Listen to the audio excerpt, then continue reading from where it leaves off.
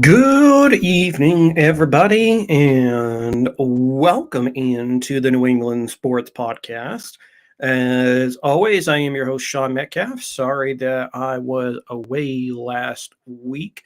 Had a few things going on, but none to fear. I am back on the air, and sorry about coming to you late from tonight, but I'm on vacation this week, so things have been a little up in the air as far as things going on, but so it'll probably be a little bit shorter of a show, maybe like a half an hour, 45 minutes or so. But nonetheless, we will definitely get into a lot of things that have been going on here in the New England area in the Boston sports scene. As even though it is the middle of the summertime, this is abnormally a very busy actual July this year. So it's kind of a little out of the norm, if you will, for things in the Boston sports area.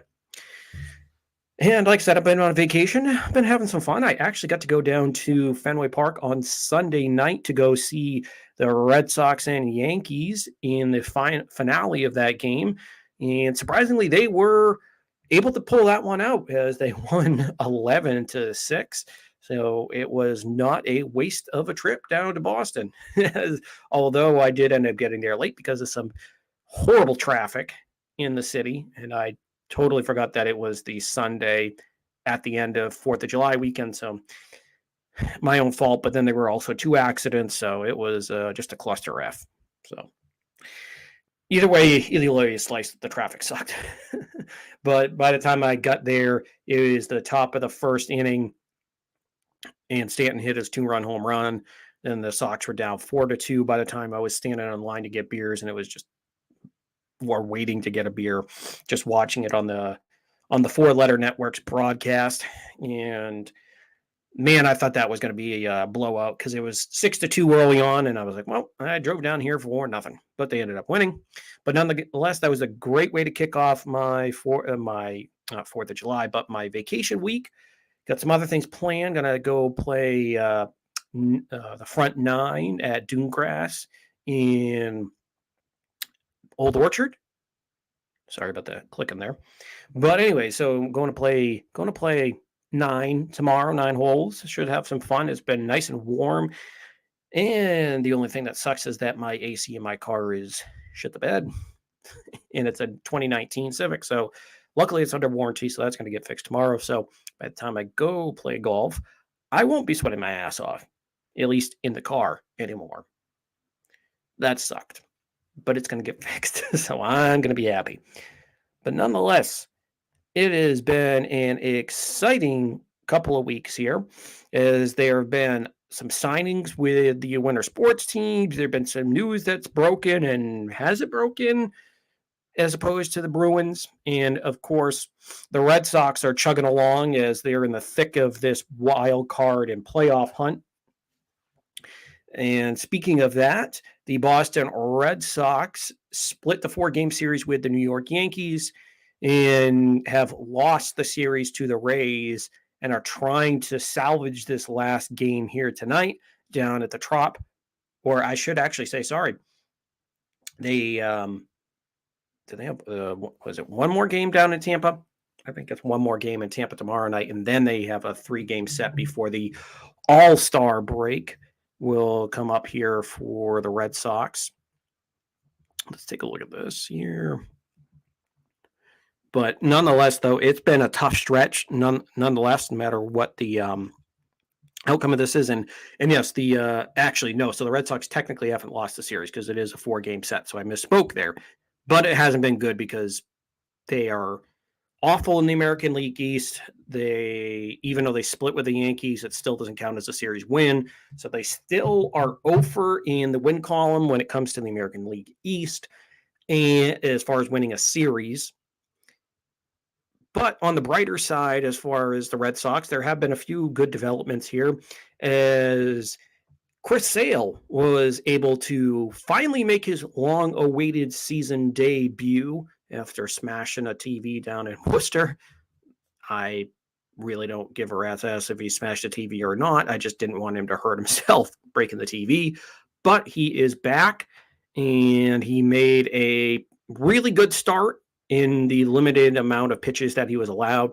They were only going to give him an 85 pitch limit, but he did make it in the fifth inning, gave up 3 hits, no runs, and 5 strikeouts. So Chris Sale, and the more important thing, though, was his fastball was sitting in 95, 96, 97. The slider looked pretty good, and his changeup wasn't the best, but it was still good enough to get some outs. But the important part, though, is that he looked sharp and crisp out there and didn't look like a guy that has only made 9 starts over the last 2 years, 2.5 years. Because remember, he did not start this year because of the rib injury that he suffered getting ready for this season. Because remember, they did not have a regular spring training schedule until the second week of March because of the lockout. So he injured himself down at his alma mater while he was working out at Florida Gulf Coast. But he's back and he looks pretty good. So if he can repeat this here, Saturday or Sunday when he pitches before the All-Star break for the Red Sox, if he can look pretty good against that vaunted Yankees lineup, then we might have something here. So reinforcements have been coming in that form, and it appears as though Nathan Eovaldi will be right around the corner here as well as far as getting some rehab starts in. So you're going to get 2 of your big dogs back at the top of the rotation, and Garrett Whitlock is going to be going back into the bullpen once he's back, and he's going to pitch a couple games down in Portland and Worcester as well. So you're getting your big arms back and getting a big boost in that rotation and in the bullpen with putting Garrett Whitlock back there. Now, a little bit of a downer is that Kike Hernandez, who is on the list because of the hip flexor, experienced a setback, so he's not going to be back as soon as we thought. So it's going to be interesting to see how long he's out, although Jarren Duran has been playing really well in his stead. So the Red Sox have gotten a mixed bag, more good than bad here. I would say probably 80-85% on the good side on their injury front, and a little maybe 20-25% on the negative side. So it's been pretty positive as far as what we've gotten back here for the Red Sox and their injuries. And as well with the Red Sox, Rafael Devers was voted as the starter at third base, although he's been dealing with a little bit of a back and some leg issues there, but he has played the last couple nights, so it looks as though possibly he's going to be good to go for the All-Star game, although I wouldn't cry over any spilt milk if he didn't start. I would rather have him ready for the second half, if I'm being totally honest and transparent there. But nonetheless, he is named the All-Star starter at third base for the American League. And joining him will be 2 other teammates.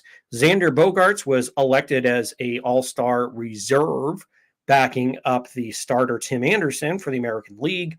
And because of an injury to Yordan Alvarez, who was the American League reserve for the designated hitter spot, JD Martinez, who has had a solid season, but just like his counterpart Bogaerts, the power numbers have been down this year.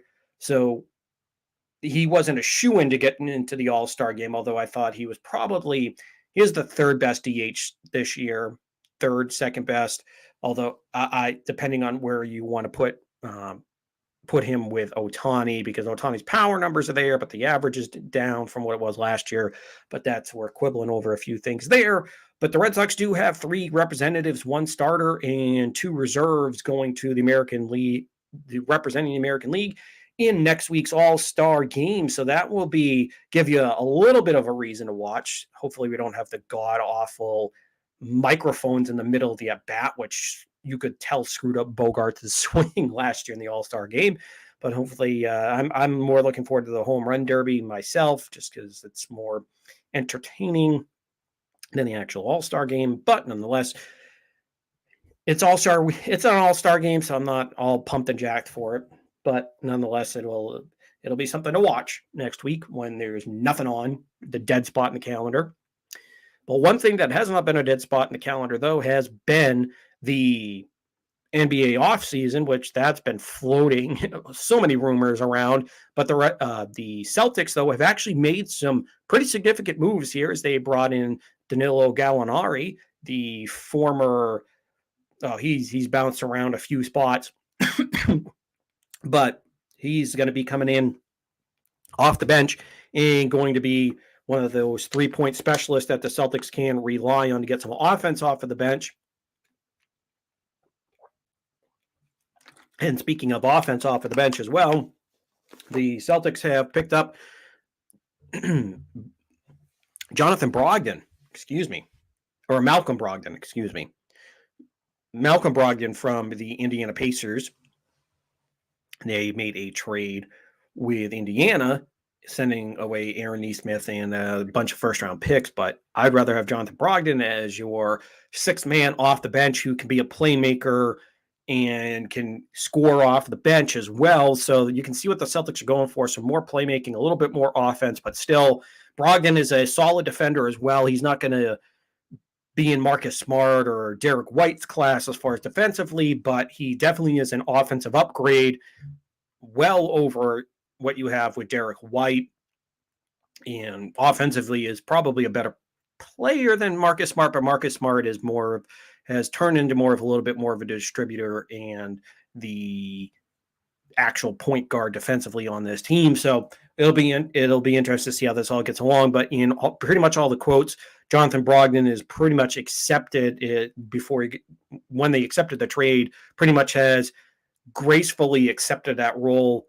because he wants to be in a place where they're going to try to win. And that's what he thinks they can do here with the Boston Celtics. So the Celtics have made a few major moves, and there have been some other rumors swirling around there that possibly maybe Donovan Mitchell might be a target, although with all the point guards that you have now with White, Brogdon, and Marcus Smart, this could be a crowded room. So you would obviously think that you're probably going to have to trade away Marcus Smart if you make that move to get Donovan Mitchell and probably Jaylen Brown. So that's something we can bat around here later on. But those were some of the big moves. And finally, looking at the Boston Bruins, a couple of things are happening. It appears as though the Bruins are looking to bring back David Krejci on a 1-year deal, thanks to a report from WEEI's afternoon drive host Lou Merloni reporting that yesterday. So the Bruins look as though they may be getting an old friend in David Krejci, although just don't hold your breath as far as, because we all know he's up there in age, but still he has a little bit left in the tank as he did play last year in his native home of the Czech Republic. So it'll be interesting to see how that kind of turns things here. Maybe that helps them if appease a guy like David Pastrnak, as well as some of the other veterans. And the Bruins did make a trade today as they traded away Eric Haula, and in return, they traded him to the New Jersey Devils, and they ended up receiving, let's see here.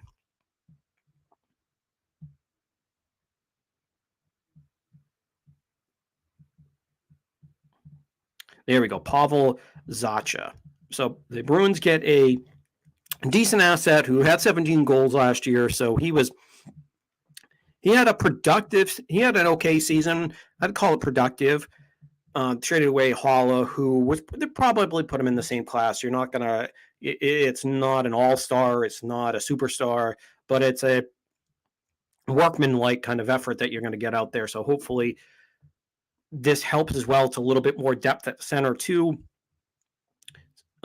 along with bringing back David Krejci. Now, a little bit more of the surprising news is that Patrice Bergeron, in a interview with, I believe, a French-speaking Canadian news network, it sounds as though Bergeron is not really made up his mind yet whether he's going to be coming back to the Bruins. So that will be interesting nonetheless to see how that works for the Boston Bruins, as though they planned on, well, I shouldn't say they planned on it, but there was a report, 2 weeks ago, that it seemed as though Bergeron was going to come back to this team, and they were, quote unquote, going to run it back with what they have until, at least with all the healthy players that they have, because right now they're a walking mash unit because they're going to miss McAvoy, going to miss Marchand. They're going to miss a lot of their defensive core. So it's going to be a mass unit until probably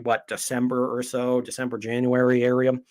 But it'll be interesting to see if maybe some of these moves help David Pastrnak to want to work with the front office and see what they can do. And of course, they did bring in a new head coach as well. So it's an interesting time if you're a Bruins fan, as far as everything that's kind of swirling around this franchise. But nonetheless, we will get into our main course, if you will, with the Boston Red Sox, who have been up and down, to say the least, as they ended up dropping a series at home to Tampa Bay. They split a 4-gamer against the Yankees, and now they're playing a 4-game set against Tampa down in Tampa. And so far, they're 0 for 2 as far as in that series, lost the first 2 games, and trying to see if they can pull it out here tonight, as they have Josh Winkowski, but they have a tall task as they have to face the probably American League Cy Young Award winner if it was to end today, and that's Shane McClanahan, who has been an absolute stud. Came into tonight's game with an ERA of 1.73. So this dude is absolutely legitimate, and the Rays just find a way to turn out starting pitchers, and not just good starting pitchers, but all-star Cy Young caliber candidates every year. At least that's what it seems like. And they've done it again with Shane McClanahan. We'll see how this one ends out. But again, the Red Sox are over in the division, which is that's the scary part right there, is that yes, they are right in the thick of the wild card race. And don't get me wrong, yes, am I panicking a little bit about this division thing? Yes, but they're right there in the thick of the division. When it comes to the Guardians and the Mariners, those are teams that they've played well against this year. They swept the Mariners at home. They took 2 out of 3 in Seattle, and the Red Sox won 2 out of 3 in Cleveland. They have yet to play Cleveland at home this year. But the thing is that those 2 teams that they're fighting with in the wild card race, they have the tiebreakers. But the more important thing, though, is that looks like a year where 4 American League East teams are going to make the playoffs. It looks as though it's going to be the Red Sox, the Rays, and the Blue Jays as things stand right now, although Toronto is not nearly as good as I thought they were going to be this year. I thought they were going to be loaded. I thought the Blue Jays might be where the Yankees are right now. Maybe not as far out in front, 14, 15 games. I thought maybe Toronto would be like 7 games out and have a pretty commanding lead, but not what New York is doing, which is just ridiculous. But Toronto is struggling a little bit. They just fired their manager, Charlie Montoya, today, named their bench coach as their interim manager for the time being for the rest of this year. So we'll see if maybe they heat up. And then, of course, Tampa Bay, who's been dealing with a lot of injuries. So they lost their superstar stud in Wander Franco for 8 weeks. They've lost Kevin Kiermaier for a while as well. So Tampa Bay is going to be fighting and clawing and scratching to keep their lead in the division. But not leading the division, but their spot in the wild card. And of course, the Yankees are leading the division by a mile. And as much as I want to burn my mouth out right now after saying that it is true. But the other surprising one is the Baltimore Orioles are 500 now. They're actually in the race for the wild card. Yeah, I'm not drunk, not high, I'm not on anything. Go check the standings. They're at 500. So a team that we all thought was going to be a cakewalk, that the Red Sox, Yankees, Rays, Blue Jays could win 16 of those 19 games, 14 of those games this year, 15. So basically use that and build up your stats. Like let's put this, for instance, if you play out in the American League West, the Oakland A's, who are an absolute dumpster fire, they're in full rebuild mode. That is pretty much a free win. That's playing bingo and putting your one free bingo chip in the middle. That's pretty much what the Oakland A's are. And that's what the Baltimore Orioles have been for the better part of 5 or 6 years in the American League East, have been that free chip that you can claim each year and get anywhere from 13, 14, all the way to 17 wins. So it's been a pretty mediocre team, to say the least, over the last 5 or 6 years. But the Baltimore Orioles, maybe, just maybe, all those prospects that they've drafted with a first, second, third, fourth, fifth overall pick, where they've been right at the top of the draft. And yes, I know baseball has a lot of rounds and is a little bit different than football and basketball, where prospects take a while to come up, but it looks as though they are getting some of the fruits of their labor, as Adley Rushman has come up, their superstar catching prospect. So things are looking up there for Baltimore. So what that correlates to for the Red Sox is that, again, you don't have a layup in the division. This isn't the American League West with the A's or even the Angels. This isn't the American League Central, where you have the the Royals and the Tigers in that division, where you can beat up on them. No. You're probably going to have not five, because there's only 3 wild card spots, but you're going to have probably 4 American League East teams make the playoffs. So that's a scary thought. And for me, when it comes to the Boston Red Sox, the scary thing is that you have not played well at all against the division. You haven't won a series. You were lucky enough to split that 4-game set with the Yankees, because, like I was saying earlier, they had to come back and win on Saturday night. And when I went down to do the game on Sunday, they were down 6-2 at one point, in the third or fourth inning. And it just looked like New York was going to pummel Pivetta, who Pivetta has been probably up until his last 2 starts, where he's kind of come back down to earth a little bit. I thought he might have made the all-star team, but he hasn't. So it's a little concerning here that the Red Sox are not playing well against the division at all. They're fighting tooth and nail. And let's just take last night's game, for example. It hasn't been like they've been getting blown out in a lot of these games. There might be 1 or 2 that I can think of off the hand, like one against they haven't been blown up by New York, knock on wood, this year, that I can remember, because they've only played 2 series. The first game of the New York series. So I lied. See, we'll call it heat stroke or whatever you want from being out in the heat today. But no, okay. So they've had 1 bad game against New York. They've had a bad game or 2 against Toronto. But for the most part, in the Toronto games, the New York games, the Tampa games, those Baltimore games, all of those series in the division have been close for the most part.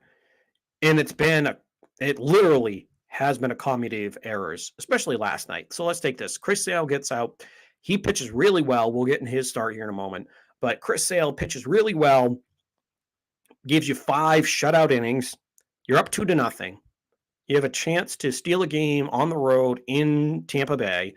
And as soon as Chris Sale comes out of the game, the 7th inning, the Red Sox just clown around with the baseball. They boot the ball. They do everything you're not supposed to do. And I'm stealing this one from earlier today, wherever I heard it, but it was the Bad News Bears basically out there on the diamond in the 7th inning. And in part, it's due to the Red Sox having 2 players. Well, Bobby Dahlbeck is in position where he came up through the minors at third base. But especially with Franchi Cordero over there at first, he is a butcher. He's bad. I mean, he's come around offensively this year. It's still nothing to write home about offensively, but he's not striking out all the time. He has an occasional home run here and there. He's knocking in some key runs here and there. So he's contributed with his bat a little bit. But the disappointing part for Franchy is that you can't count on him at all over at first base.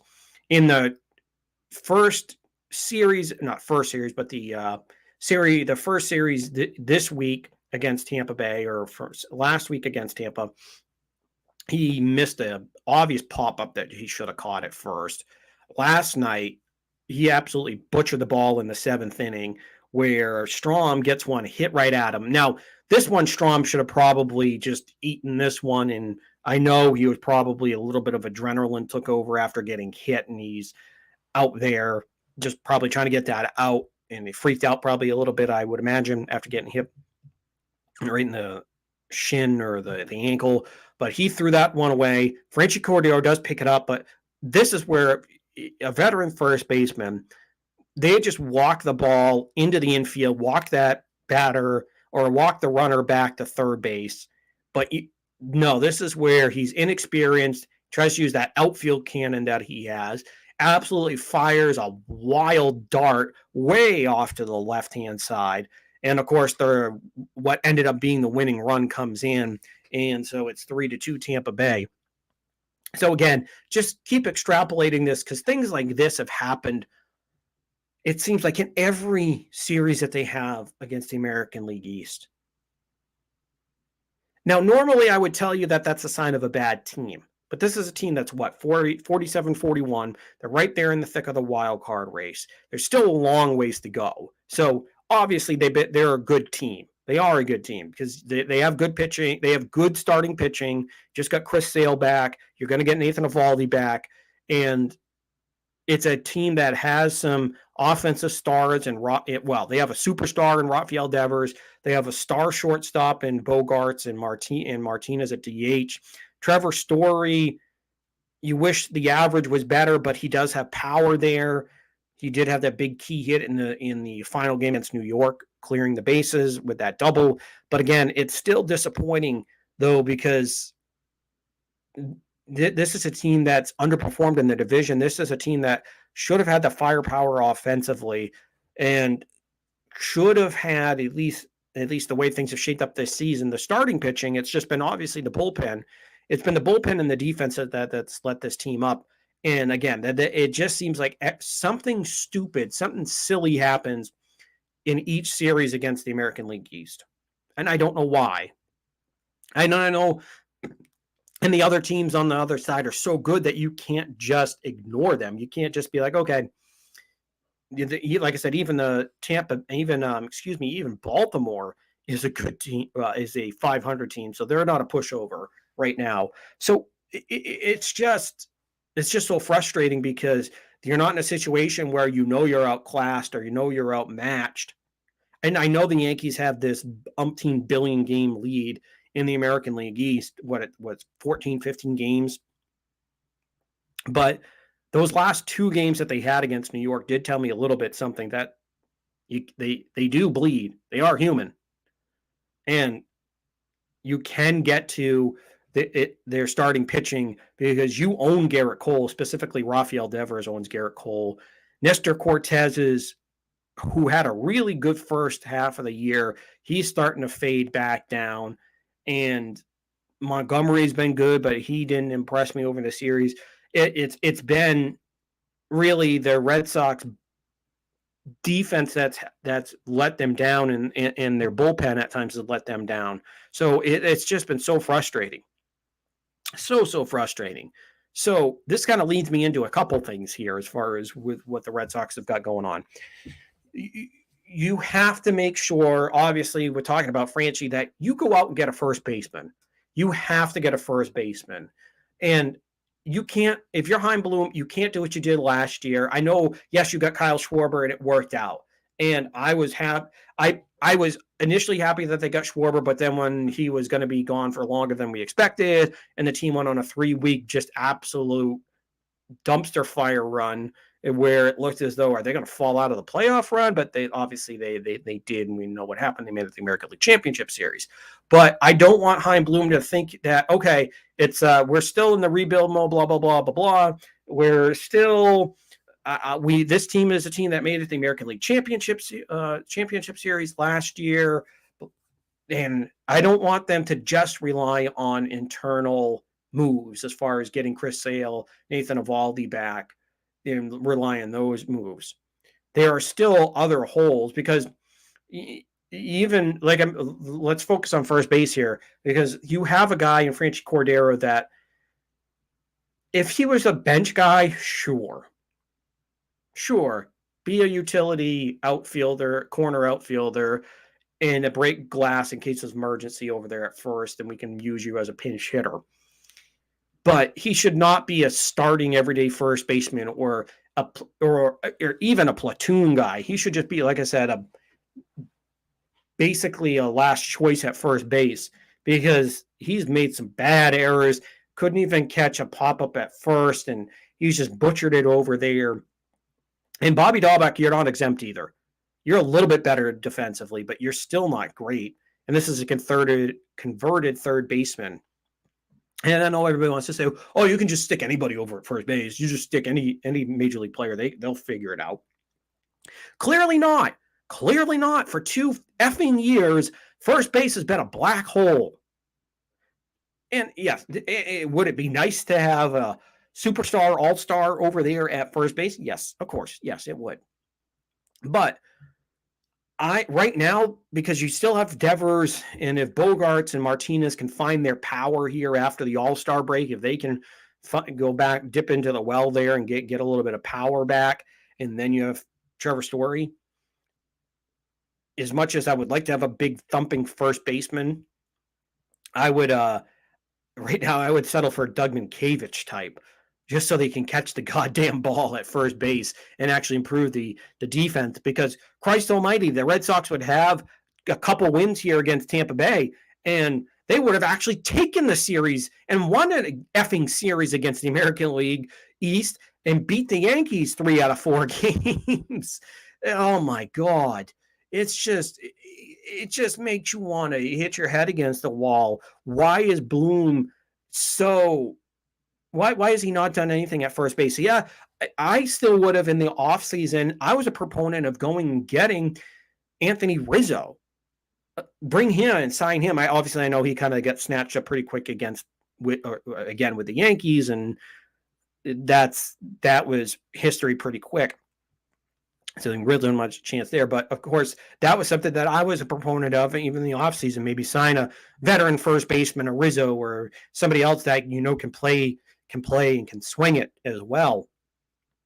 But they didn't do anything. Their plan was to bring in Travis Shaw, who's washed up. He's not the mayor of Ding Dong City anymore. Cool nickname and all that.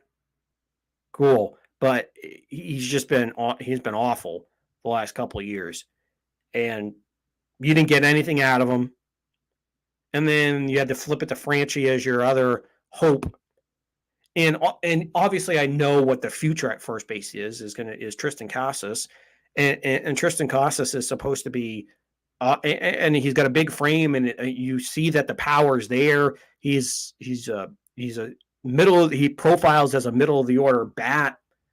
But of course, he ended up getting injured, so he's missed time, and he's only hitting 240 or 254 down in Worcester. So it hasn't been the smoothest of years. So and he isn't back yet. So he still could obviously factor into it this year, but long term, obviously, he's the answer. Long term, he's the answer. But it still doesn't mean that you can't go, because he's only 22. So you could still go get maybe a rental that either rental for this year, or maybe it's a 1.5 year rental, or you can help out first base. Like, go get Josh Bell. Josh Bell is a guy that, is he a Gold Glover? No, but he can feel the position because that's his natural position is first base. And then, of course, he's got power. This is a guy that's hit 30 home runs before when he was with Pittsburgh. And he's hit 20 plus, 27 with the Nationals. So it's there. The power's there. And drives in runs. So this is a guy that could hit 5th or 6th, a guy that has 30 plus home run power in his swing. So it's there. So I would like that, or you go get Walker from Arizona, or you go look out in the market to see what you can go get. Go get Cole Calhoun out of or no, it's not Calhoun. Sorry, CJ Cron out of Colorado. You got to go do that. You have to. You really have to get something at first base. You can't just have it be a black hole for another year, for 2 straight years. And I don't care if Costas is the future. He's the future. You don't trade him, but you got to fit. You got to find a major. You have to spend for this team. This is a team that's good. That's good enough to win. And I know right now it doesn't look great because they're struggling in the division as far as trying to win. But this is a team that's right in the thick of the wild card race. The starting pitching has been great for most of this year, albeit that stretch in April. But ever since the end of April, beginning of May, they've really turned around. They've really been great. And then, of course, it's been up and down with the bullpen. They've had moments, but for the most part, they don't have any real late inning guys outside of Tanner Houck and Schreiber. So you got two, and neither of those guys are supposed to be in the roles that they are now. But both of them are thriving in it right now. But still, you're going to get, and I know some people's answer. Well, you're going to get Garrett Whitlock back when he comes back. Maybe you slide in on one of those starters once all your starters are healthy out there. Sure, but you can't just rely on that. You have to go out and get another arm. You have to get another arm. You have to. I think I should say for the bullpen, because the one thing where I think I've cooled off a little bit at where I was at the beginning of the year. I wanted them to go get another starting pitching arm, which maybe in the offseason you might have to because of some guys that have walked. But I think this is where right now the starting pitching, now that you get Chris Sale back, you get Nathan Eovaldi, you'll get Rich Hill back and Waka, and then you put that in with Pivetta as well. And then Josh Winkowski can see if he factors into this, Cutter Crawford, what he does. But you have pretty good starting pitching, and Chris Sale, who came back and looked really good, if he can continue to build upon that and build up his pitch count where they can take the reins off of him, and if he pitches anything like he did last night in Tampa, then they got something. They really got something. And then as far as the starting rotation, but it's, to me, the two biggest spot you have to get, first base would be priority number one, and then go get a late inning bullpen arm. You have to get those two things because I'd like to see them go get a closer. My number one thing would be go get a closer so that you can have Houck and Whitlock just kind of, since they both have come up as starters, be the 3 inning guy, be the reliable late inning guys that you can have.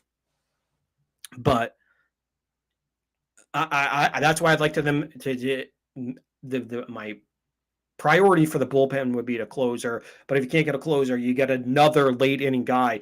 But you have to bring in some other late inning arm to kind of pair with that group so that you're not just relying on just the returns that you're getting from Whitlock, because you're asking for trouble if you don't. And the other thing here with all of this with the Red Sox is you have to invest in this team. You can't just do what you did last year.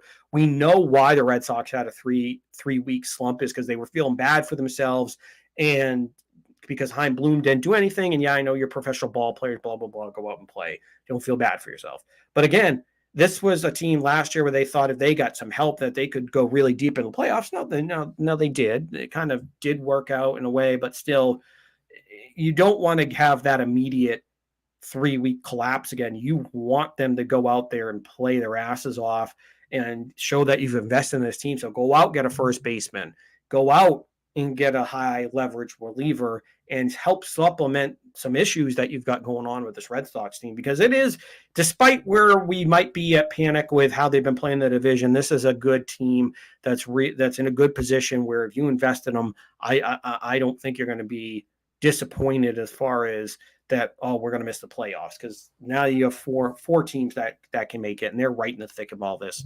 And again, having a first baseman, somebody that that can catch the ball, then maybe win a couple of these series over this last week against the American League East. So it's a bumpy ride right now, but again, baseball's a long season, so it's still a long ways to go.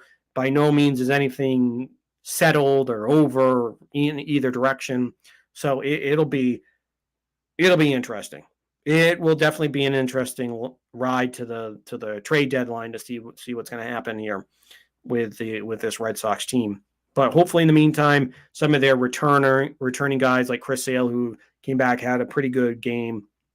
Hopefully, those ones help boost the team and give them a little shot in the arm until the trade deadline, where they can, or maybe if they get something early, that they can ride this out until they get those reinforcements.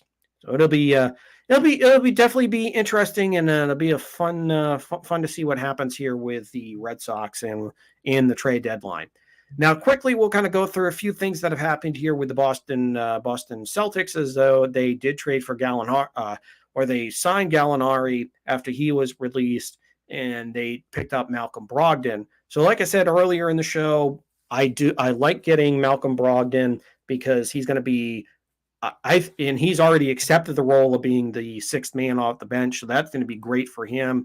You have a guy that comes in and plays really well, and gives you offense off the bench, gives you playmaking off the bench, and he's already bought into it, even though we're not into training camp yet. So he's a veteran that knows he wants to win. He sees that this organization is committed to winning. So, and of course, he gets to play with Tatum and Brown, and then Gallinari. Yeah, he's not going to bring anything to you defensively, but he will definitely bring his 3-point percentage to the Celtics team, where I know last year was a little bit down, but he's a career 42% three-point shooter. So it should bring some more offense to that bench, which was lacking it. I know at times you would get something from Peyton Pritchard and Grant Williams, but they're outside of that, it wasn't the greatest bench going through the playoffs. Derek White had his moments, but he cooled off in the finals after game one. So the Celtics needed that. They needed to bring in some more scoring off the bench so that when they get into crunch time in the playoffs, when they have to bring Tatum or Brown off the floor, that they have that other depth that they can turn to for the Celtics. And one rumor that I would touch on here that we'll just touch quickly is the Donovan Mitchell out of Utah. Now that Danny Ainge is the executive of the Utah Jazz, or whatever official role that he has, he's already traded away Rudy Gobert to the Minnesota Timberwolves. So it looks as though Donovan Mitchell might not be happy with his situation out there. So he might be on the move. Now, again, to me, Mitchell and Jaylen Brown, are right in that same club as far as young, impactful players. I think Mitchell is slightly above Jaylen Brown as far as an offensive player, not the same defensively that Brown is. But if some of the rumors of Jaylen Brown not being happy, wants to be his own number one, if those rumors are true and he might decide to walk after his contract's up, then I would seriously consider going out and trading for Donovan Mitchell. Because if he wants out, and if you talk to him, if you're Brad Stevens and you at least can kind of get a chat in with him before he gets traded, then I like that idea, because you're going to get a probably like a 5% upgrade offensively, or 10%, however you want to. It's not going to be like you're getting Steph Curry that's shooting the lights out, but you're definitely getting a more consistent shooter in Donovan Mitchell, and you would get a guy that, if he is, obviously, I know what everybody should want to win, but as long as you're not in like the JD Drew mold, and you're truly that competitive spirit, then that's where I think if you're Mitchell, coming to Boston would be perfect, because I mean, you got a team that just went to the NBA Finals, lost in 6 games, and you and Tatum could be a dynamic scoring duo. And of course, You have Rob Williams there, and I don't know. And if you trade away Brown, I don't know if you would trade away Marcus Smart, but you basically at that point, you obviously, yeah, I know they already play a lot of positionless basketball anyways, but depending on what assets you give up beside with Jaylen Brown, that might be that would be a serious trade that I would look into doing, because that could be something that maybe getting that more consistency as far as scoring, because there will be some nights where I know Brown elevated his game this year, and this is nothing to say that I want Brown gone. I want Brown to stay here because I think he and Tatum have turned into a pretty good duo that are capable of winning a championship. They were one game away from forcing a game 7, and anything can happen in those games. So it's a group that works, that I want to see stay together. But if it's to a point where Brown's like, no, I want to be out on my own, then this is where I think, all right, give Danny Ainge a call and see if he wants his 2016 first round draft choice and Jaylen Brown, if he wants him out there. I would not be opposed to that at all, if I'm being honest. So that would be an interesting one there with Tatum and with Brown and Donovan Mitchell. So that's some interesting things to chew on that we'll probably get into a little bit here down the road. And of course, we'll touch on a few quick things here with the Boston Bruins, as though David Krejci, it looks as though he was coming back. Like I said earlier, I don't think this is going to be any earth-shattering move that, okay, now we are going to be cup contenders, anything like that. But it does. It's not a seismic move, but at least you're getting another center where you're kind of thin at that position, especially if you lose Bergeron. But it's and of course it helps appease David Pastrnak, who always wanted to play with Krejci. So that might help, maybe, if you're showing that you're willing to do things for David Pastrnak, who's kind of gone back and forth whether he wants to negotiate with the Boston Bruins and sign an extension, which obviously I hope that works out. He's one of the better younger goal scorers in all of the National Hockey League, and he's 25 years old. But obviously he's been up here since he's been 19 years old. So he's a young veteran, if you would put it that way, because he's definitely had his time here in the NHL. Like I said, he's already developed into a 40-plus goal scorer, almost hit 50 goals. So he's a stud offensively. So if you bring back Krejci, maybe that helps him appease him, since he wanted to play with him again. Now you're not bringing back 28-year-old David Krejci, who, if that was the case, then we'd be then we would have a cause to celebrate here. But no, what is he, 35, 36 years old? He's towards the end of it. But again, he's still a veteran guy that you're not going to look for to score 30 goals a year, but you're looking for him to get a lot more assists playing with Pastrnak, and it maybe get you 15 or 20 goals playing with David, but you're not looking for a guy to hit 30, 40 goals, be that center that he was on that 2011 team where he was a force. But it still will be nice. But the more surprising thing is that Patrice Bergeron, who it looked as though he was going to be coming back, but I guess we should have known, where over the last couple of weeks, none of the team officials, Bergeron didn't release a statement. It was just more of some not unfounded, but some reports that were by some decently reputable people. It seemed a little odd that nobody came out and made a statement after they said that Bergeron will looking like he's going to be leaning to coming back. But in a interview with a French Canadian speaking news outlet in Canada, Bergeron basically, when it got translated, was basically saying that no, he hasn't made up his mind yet. He's not sure. But so that puts a little bit of a cloud over the Bruins.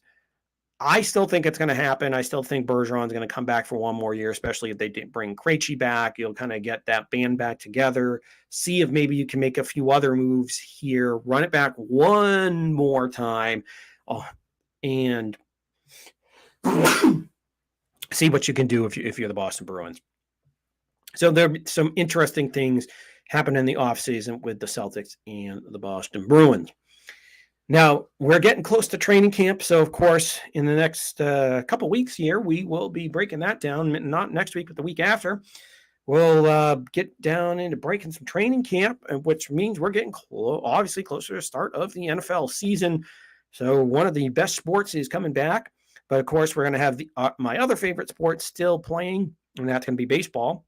So, of course, next week, keep it tuned here as we will keep on following the Boston Red Sox. Hopefully, they can turn things around this last series against the Yankees before the All-Star break and get maybe a little bit of momentum before they go on that 5-day break. And then, of course, the Celtics and Bruins, we will keep tabs on their off seasons as well. And if the Red Sox make any trades as well before the trading deadline, which is August 3rd, 4th this year, we'll see how that all unravels or unfolds here for the Red Sox. And of course, if you like the show, you can always remember to tune in normally at 8 o'clock. We'll try to get those messages out next week if anything happens. Normally 8 to 9 o'clock is the show, or maybe 8 to 9:30, depending on we start getting going on things. And of course, if you like the show, you can subscribe to the YouTube channel. Hit the like button. Hit the bell icon for any notifications as well. And of course, if you can't make the live stream, or you just enjoy listening on your jogs, or while you're working out, or while you're just out doing yard work, whatever you enjoy doing, you can also listen to this via the podcast on Spotify and SoundCloud. Just remember to search New England Sports Weekly, and the show should pop right up for you. And of course, if you have any questions, you can send me a message on Twitter or Instagram under my handle, which you can see right there on the screen at Sean_Met28. Or you can hit up the show's Twitter account at NE Sports Weekly and send me any questions you have. Or, of course, you're always welcome to join the live chat on YouTube every Wednesday night as well. And I will try to answer all your questions that you have. Love the feedback. But remember, whatever platform you're on, hit the like and subscribe button and stay tuned for any of the breaking Boston sports news on those accounts. And of course, you can listen and discuss it right here as well on New England Sports Weekly. Until next week, I've been Sean Metcalf. You have a good evening.